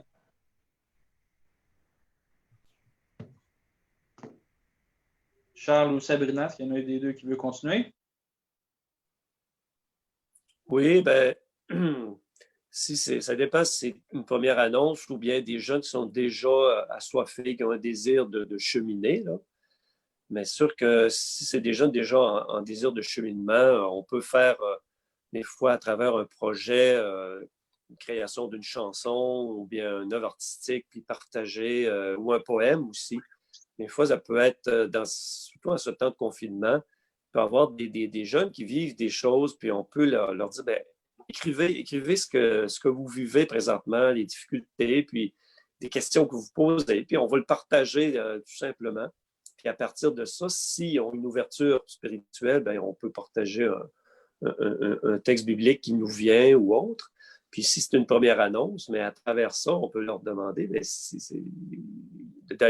d'approfondir un peu leur questionnement, leurs difficultés et de voir comment on peut les interpeller à de l'espérance, à voir le soleil au bout du tunnel, s'ils vivent des difficultés. Mais c'est sûr, ça dépend à qui on s'adresse. Mais il faut user l'imagination pour utiliser parfois des moyens, comme je dis, l'écrit, que ce soit une œuvre artistique ou autre. Bon, c'était les idées qui me viennent présentement. Merci. Moi, me concernant, au niveau d'un projet que quand j'étais en Belgique, j'étais professeur et on faisait un discoforum, comme on appelait ça. Et en fait, on laissait plein de bandes musicales aux jeunes où eux-mêmes apportaient leur musique. Et puis, je leur demandais de créer un texte sur une émotion ou sur quelque chose, un message qu'ils avaient envie de transmettre. Et donc, ils prenaient chaque musique, morceau de texte, et puis ils recomposaient dans leur choix. Ils recréaient en fait un texte. Et ça permettait de pouvoir aller sur leur terrain. Aujourd'hui, les jeunes sont de plus en plus dans tout ce qui est musique, etc. Et donc, ça leur permettait d'exploiter ce qu'ils aiment et qu'ils puissent s'exprimer, trouver des mots. Parce que une des difficultés, c'était qu'ils ne trouvaient pas les mots nécessairement pour exprimer ce qu'ils vivaient. Et à travers la musique, c'était un bon moyen. Et on a eu vraiment des textes, des prières recomposées par les jeunes, de quelque chose de magnifique. Donc, c'est un créneau peut-être que je vous suggère d'approfondir si vous le désirez. Merci. Merci beaucoup. Merci. Sinon, en attendant une question pour les trois. Comment est-ce que sont impliquées les communautés religieuses dans votre région au niveau de la transmission de la foi, au niveau du témoignage? Je peux parler ici de la présence des Oblats de Marie Immaculée au sanctuaire Notre-Dame-du-Cap. En cette période de confinement, il y a beaucoup de personnes qui téléphonent ici au sanctuaire pour échanger, pour demander une consultation, une bénédiction. Donc, cette présence d'écoute est très, très importante et c'est important pour les gens. Même si ici on est en confinement, dans les jardins, il y a beaucoup, beaucoup de monde qui viennent marcher et souvent, il y a un oblat ou l'autre qui se trouve dans les jardins, qui peut dialoguer avec les personnes tout simplement. Donc, c'est une présence de réconfort. Et aussi par le web, la diffusion de la messe au quotidien. Le père Paul Arsenault qui fait des capsules mariales au mois de Marie. Donc, c'est une façon d'être présent auprès des personnes. Merci. Dans la région de Chicoutimi, Sabrina? Oui, nous, là, je reviens en direct deux choses qu'on a vécues. Ce qu'on appelle le blocus étudiant. Donc, ce n'est pas blocus manifestation pour le Québec, mais plus un temps pour quand les étudiants doivent préparer leur examen. Et donc, avec une communauté, la famille Myriam, qui avait la possibilité d'accompagner et d'accueillir des jeunes, on a proposé un accompagnement spirituel, de soutien, de vie communautaire pendant une semaine. Les jeunes avaient la possibilité surtout de prendre le temps de se mettre au niveau de leur étude, de préparer leur examen, et puis d'être soutenus par la vie fraternelle, par la prière pour ceux qui le désiraient, mais être pris par l'ambiance de cette famille. Et ça a été très intéressant et très porteur, très positif comme démarche. C'est la 3e année qu'on le vit et c'est très fructueux. C'est une manière de transmettre la foi de manière indirecte, mais il y a de très belles choses qui se vivent. Puis l'autre chose, c'est avec la communauté des Sœurs du Saint-Sacrement qui propose une mission divina avec les jeunes. Ils accompagnent les jeunes adultes simplement dans leurs questions, un partage de la parole, mais aussi de porter leurs questions existentielles. Et donc, une fois par mois, ils peuvent se retrouver pour échanger. Donc ça, c'est l'implication des communautés. Puis il y a d'autres communautés qui sont impliquées au niveau de la pastorale sociale ou de l'accompagnement individuel. Donc, je pense que les communautés religieuses ont beaucoup à donner, que ce soit physiquement ou invisiblement dans la prière. Ils portent la mission et c'est très enrichissant et très porteur. C'est la puissance de la prière pour moi. Il prie pour nous, Jean Pastoreau, il prie pour le diocèse, pour notre évêque. Donc, l'importance de la prière, même si ce n'est pas dans l'action, mais d'être est tout aussi important, si pas plus. Merci. Voilà ce que je dirais pour Chicoutimi. Oui. Et dans Rimouski? Oui, je peux y aller pour Rimouski. Première expérience, c'est les frères de Sacré-Cœur qui ont développé le concept Village des Sources, qui a été aussi propagé ailleurs dans la province et au Nouveau-Brunswick, même en France, c'est commencé. Alors, ce lieu, dans le fond, dans la nature, pour aider les jeunes à décrocher, à être en contact avec la nature, puis un éveil au respect mutuel des uns des autres, éviter le taxage et l'intimidation à l'école, mais aussi ouverture au spirituel, ouverture à Dieu. Puis, c'est en complémentarité aussi avec la catéchèse qui se fait dans nos paroisses. Et là, présentement, il y a comme une transfert vers une équipe laïque qui se fait tranquillement. Alors, ça va se faire avec les années. Il y a aussi les Sœurs de Saint-Rosaire, dont je parlais, que Julie-Hélène, ma conjointe, elle est dans l'équipe du Centre d'éducation chrétienne qui offre de la formation, qui offre des liens avec différentes personnes, différentes générations, mais aussi avec les jeunes. Et juste une activité qui est intéressante, qui n'a pas été faite cette année, malheureusement à cause du COVID, mais c'est le dîner de partage en lien avec Développement et Paix pour ouvrir à toute la dimension internationale de l'action chrétienne, l'action de foi, de la mission. Et c'est l'invitation aux familles, à différentes personnes, puis ils ont une immense cafétéria. Alors, ils peuvent faire, là, c'est tout au long d'un repas qui est fait. Et c'est dynamique, c'est chantant, il y a des témoignages. C'est vraiment une belle expérience. Alors, c'est une communauté qui est très ouverte aux jeunes et aux moins jeunes, aux familles, par différentes façons. Et malheureusement, présentement, c'est impossible. Il y a eu les Ursulines qui ont beaucoup œuvré. Il y avait des groupes de jeunes et bien d'autres communautés que je connais moins qui ont aussi apporté à la jeunesse puis aux diocésains, aux diocésaines. Voilà. Alors, merci beaucoup. Nous avons une prochaine question de la part d'Annick Legendre. Oui, moi je travaille pour la communauté de l'Assomption qui est située dans Saint-Georges de Sarclon-Cambo. Cette année, on a obligé les parents et parfois les grands-parents à faire la catéchèse avec nous. Première merveilleuse idée qu'on a eue de les obliger. Donc, je me suis retrouvée à faire des catéchèses intergénérationnelles sans nécessairement l'avoir demandé, mais j'avais des grands-parents, des parents qui, oui, les enfants, je trouve ça très intéressant quand ils entendent parler de leurs parents et leurs grands-parents. Donc, ce serait, si je peux comprendre, ce serait une façon de faire qu'on devrait continuer, là, qu'on devrait continuer à cheminer avec ça, puis au travers des paroles, des textes de l'Évangile qu'on apprend aux enfants. Et la question s'adresserait à qui? Aux trois. Parfait.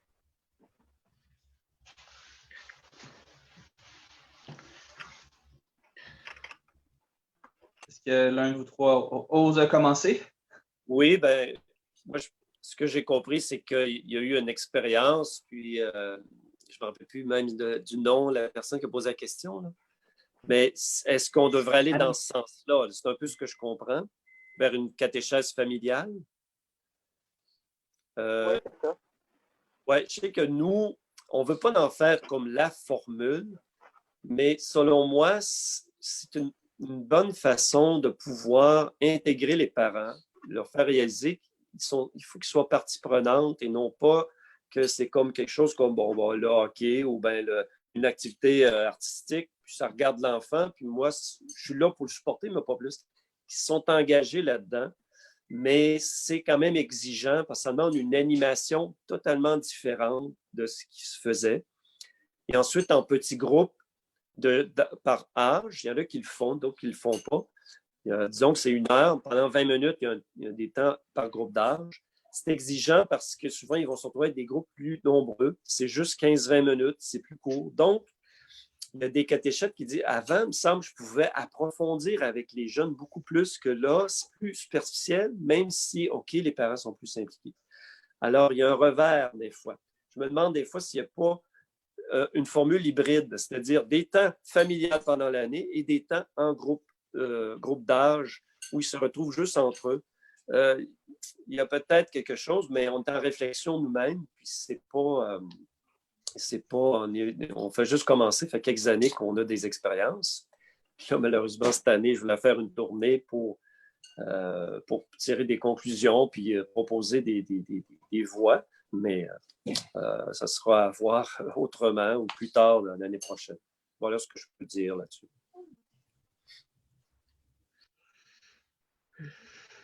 Merci.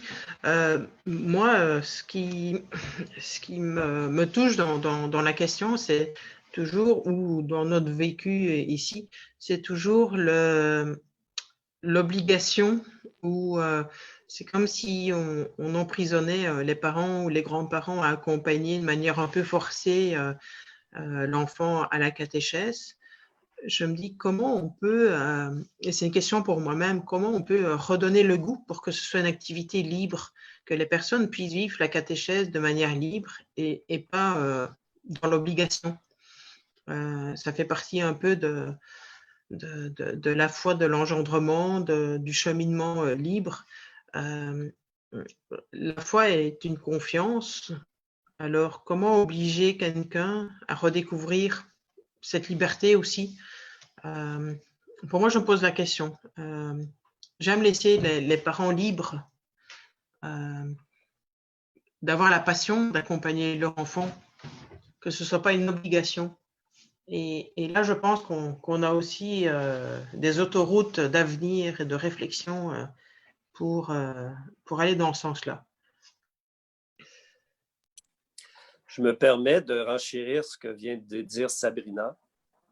Et nous aussi, on se pose des questions sur cette obligation. J'ai rencontré lors de catéchèse des parents qui disaient pourquoi qu'on est obligé, pourquoi il y avait de la misère à saisir.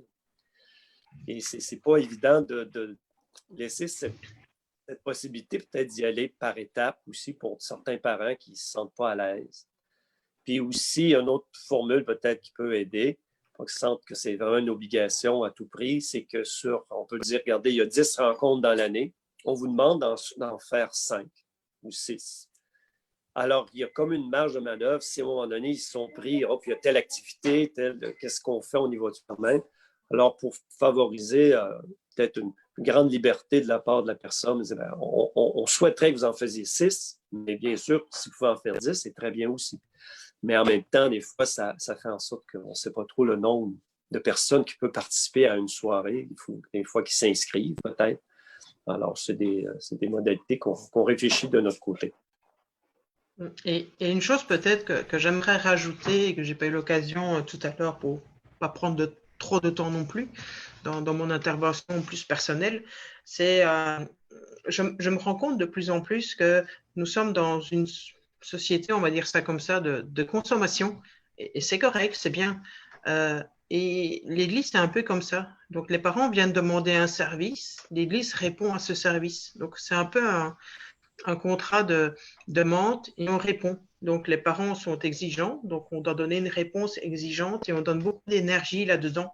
Donc, un enfant, des parents viennent inscrire leur enfant pour un sacrement, auront ce service. Il y a un contrat et donc on respecte ce contrat. Et je me dis, c'est peut-être cette consommation du sacrement qu'on doit un peu casser en disant, on a à proposer quelque chose de bien plus profond que simplement remplir un service et à la fin, on a quasi une facture à payer. Là. Sauf qu'eux, ils la payent à l'avance avec l'inscription. Mais je me dis, il y a quand même une grosse réflexion à faire par rapport à cette société de consommation qu'on transpose sur l'Église. Et nous, en tant qu'Église, on répond à ça. Je me dis, est-ce qu'il n'a pas... Jésus, quand il sortait, il marchait dans sa Galilée, il n'avait pas son catéchisme en poche et il ne sortait pas une leçon au fur et à mesure. Non, il rencontrait les gens et ils accompagnaient les gens et ils répondaient à des réponses, puis ils les interpellaient. Puis, est-ce qu'on n'a pas, nous, quelque chose à chercher à sortir de cette société de consommation et on a sacramentalisé cela aussi. Voilà.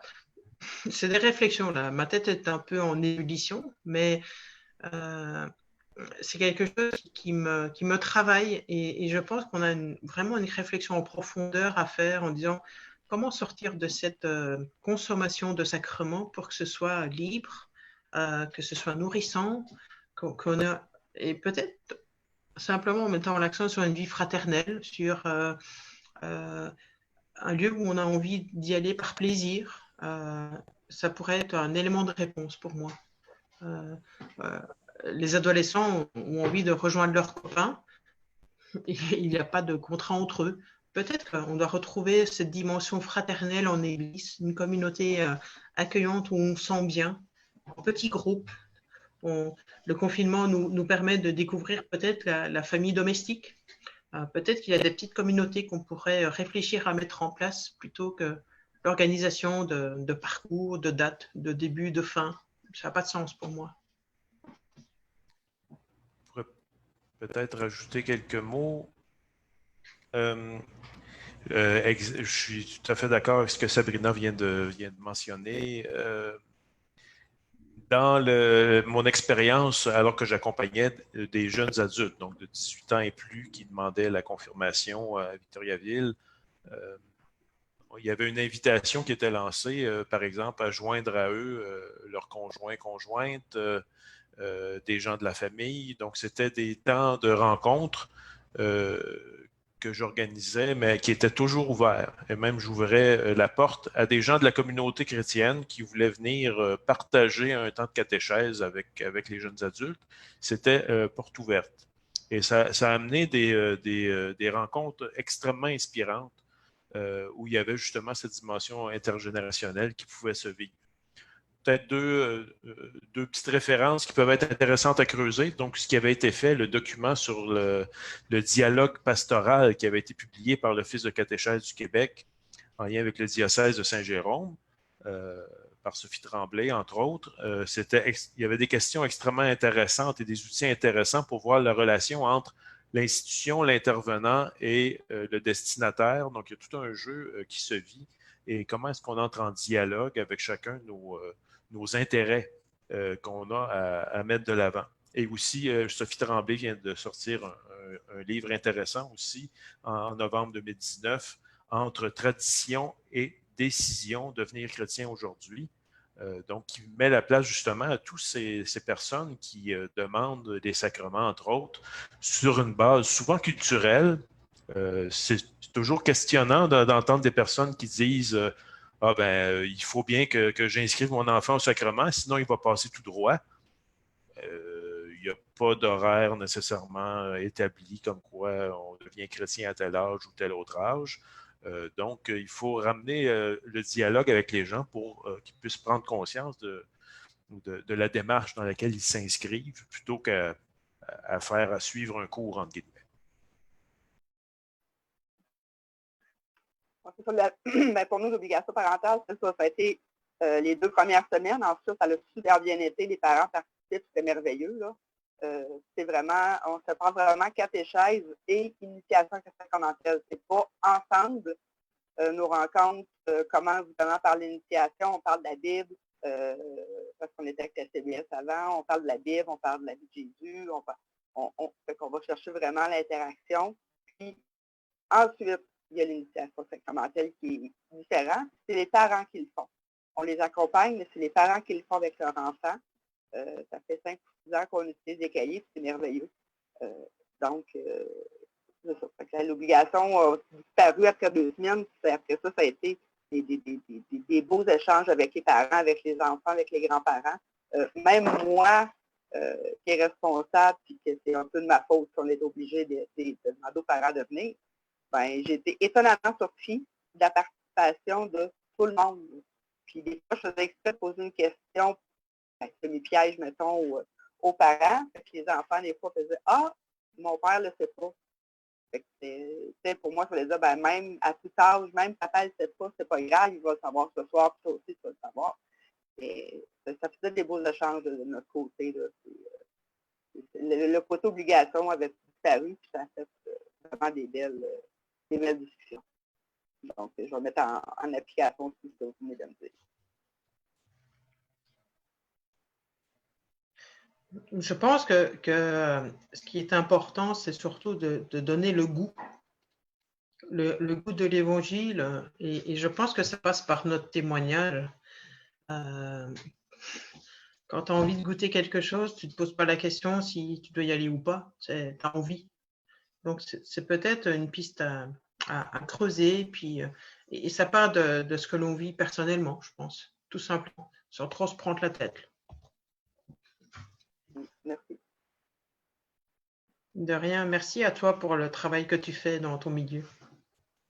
Merci, parce que c'est pas nécessairement évident parce que c'est pas mon métier traditionnel. J'ai été catapultée au premier rang, mais non, j'aime vraiment ça. Je pensais pas aimer autant ça de m'occuper de la catéchèse, de la préparer, puis de tout l'inventer aussi, parce qu'on part de zéro, on a décidé qu'on partait de notre propre catéchèse. Donc, c'est pas vraiment facile, mais on est content du résultat. Le curé nous supporte, donc déjà là, en partant, c'est beaucoup plus facile. On peut continuer comme ça. Je veux en profiter juste très rapidement pour te dire à tous les catéchètes et toutes les personnes impliquées en catéchèse qui ont plongé, je les admire, puis je trouve que vous faites un travail incroyable. C'est une mission, vous y croyez, puis des fois, vous vous sentez démunis.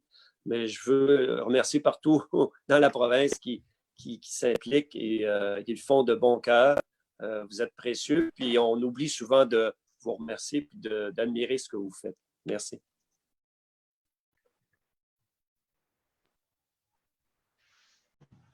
Merci beaucoup. Moi, pendant que les personnes sont en train de s'activer, Oui. J'aimerais intervenir par rapport à une parole qui vient de passer sur le chat, par rapport à la parole de Dieu qui doit être le premier pas à faire. Oui, tout à fait, ça doit passer avant les sacrements. Aussi pour, avant même la parole de Dieu, de se laisser toucher par Jésus. Jésus est la parole de Dieu, donc avant même la parole, quelle est ma relation avec Jésus? Comment je vis cette relation? Comment je la partage? Ok, je mets ma vidéo. Comment je partage ma relation à Jésus? Alors, c'est sûr qu'après, tout découle de cela. Que ce soit, je me nourris de la parole de Dieu, ça découle sur les sacrements, la vie de l'Église, mon témoignage. Mais la première chose, c'est ma relation avec Jésus. Donc, oui, la parole de Dieu est un premier pas, mais d'abord, c'est ma relation avec Jésus pour moi. Donc, voilà. C'est juste une petite intervention que je désirais faire.